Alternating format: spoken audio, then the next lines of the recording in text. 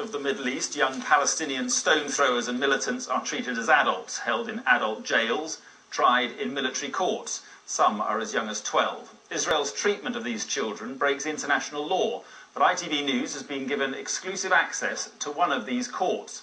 In the second of our series, Too Young to Die, Chris Rogers reports now on Israel's child prisoners of war.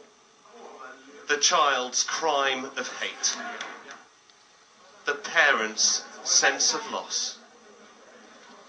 The state's illegal child prisoners of war. Every 12 hours, a Palestinian child is arrested. In the last 6 years, 5,200 have been imprisoned by Israel. Their crimes, defiance against the state they blame for their misery. They are provoked and encouraged to retaliate, children as young as 8, full of anger.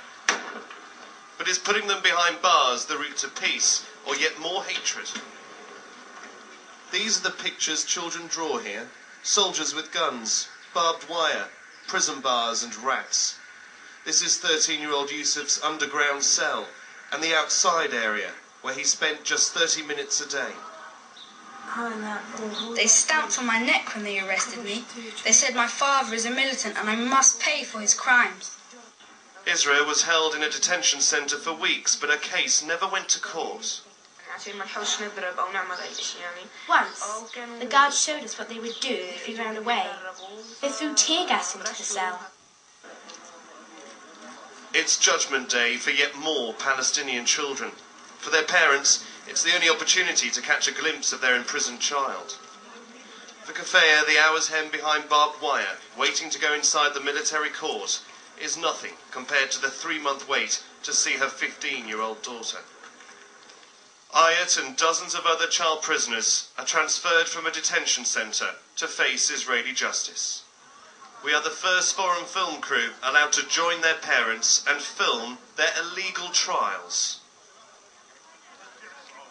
Finally, Ayat can see her parents, but they're told they're not allowed to speak or reach out to her. All they can exchange is a smile. Ayat seems so fragile and disturbed. I'm shocked when she admits to trying to stab an Israeli soldier at a checkpoint. A lawyer provided by the human rights group Defence for Children International argues Ayat was provoked and needs a psychological study. When she bursts into tears, we're told to stop filming.